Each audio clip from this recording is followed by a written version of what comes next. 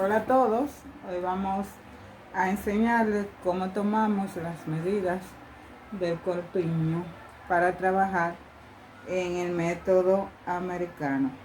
Entonces, lo primero que les voy a decir es que tenemos tres medidas básicas que son contornos o circunferencias. Esas medidas se toman completas, no se toman divididas en delanteros y traseros. Entonces, vamos a tomar los contornos, que son contorno de busto, que es la primera medida. Este contorno se toma por la parte más sobresaliente del busto, sin que quede muy ajustado ni muy ancho. Entonces vamos a tomar esta medida, que es contorno de busto, la anotamos aparte porque después le vamos a aplicar la fórmula para separarla en delantero y trasero. Tenemos el contorno de cintura o la circunferencia y tenemos el contorno de cadera. Esas tres medidas las vamos a anotar aparte. En el contorno de cadera vamos a tomar la medida por la parte más sobresaliente de la cadera, en la parte que sea más ancha. Para continuar con las medidas tenemos que marcar nuestra cintura. Ustedes toman su modelo y le amarran una cinta, algo que no sea muy grueso, en la cintura para no perder de vista el punto de llegada de nuestras medidas. Este maniquí tiene una cinta porque ya tiene esta línea marcada, pero como la persona no tiene esa línea marcada, utilizamos este método de amarrar una cinta, un lazo, un cordón en la cintura.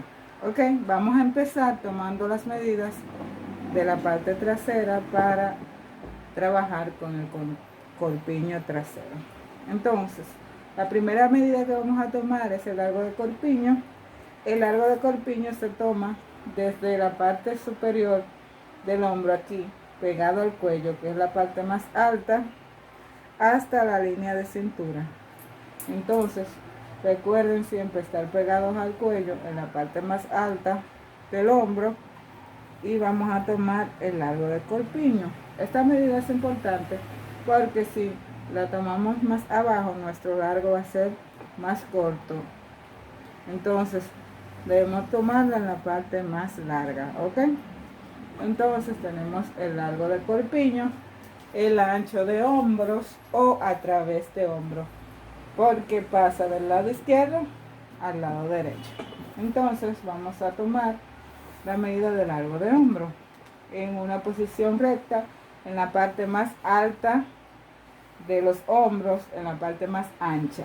Aquí vamos a tomar la medida de ancho de hombros o ancho a través de hombro. Esta medida, el maniquí no tiene brazos. En la persona ustedes tienen que tomar en cuenta donde el hombro empieza a doblar. Hay una pequeña coyuntura, una unión ahí. Hay personas que las tienen más marcadas que otras, pero no es donde empieza la sisa, sino donde está el movimiento del brazo, donde está la articulación, donde se une el brazo con el hombro. Entonces vamos a tomar esa medida, que es ancho de hombros. Tenemos la medida ancho de cuello.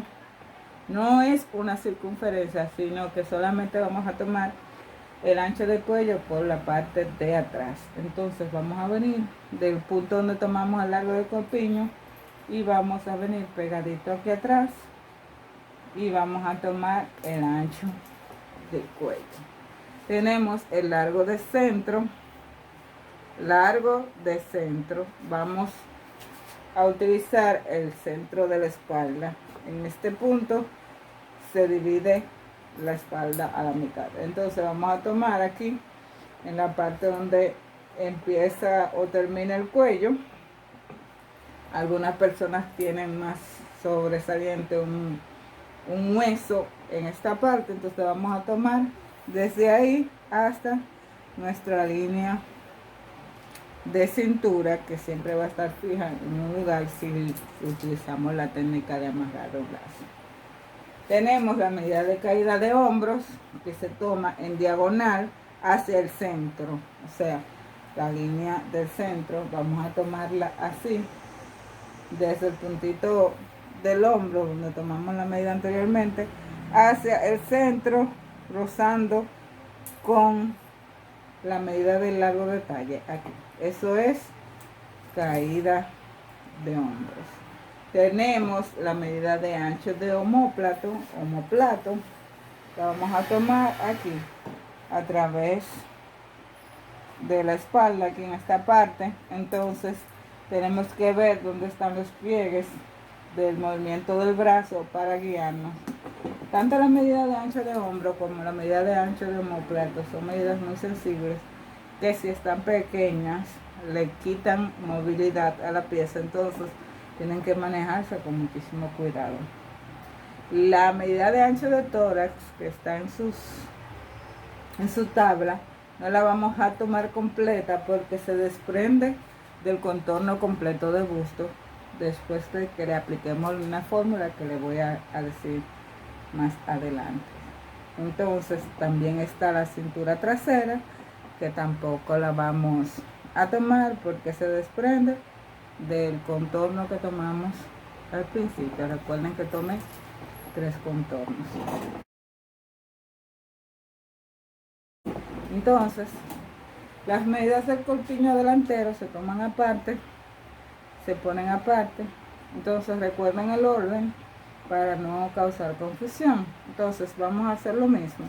Vamos a empezar con el largo de corpiño, pasando por la parte alta del busto hasta la línea de cintura. Vamos a marcar el largo de corpiño.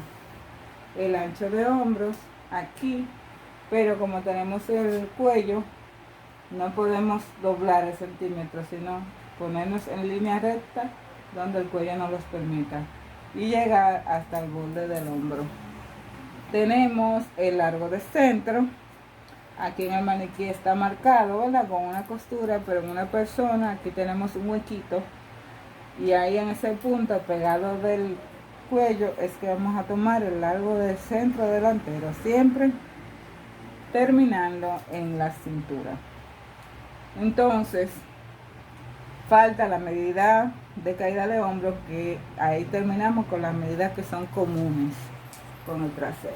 La caída de hombros igual hacia el centro, pasando por la parte alta del busto, y vamos a tomar la caída de hombros delantera.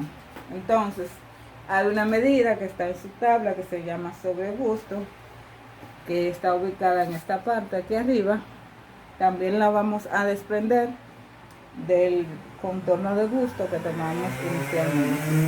Entonces tenemos otra medida que se llama largo de hombro.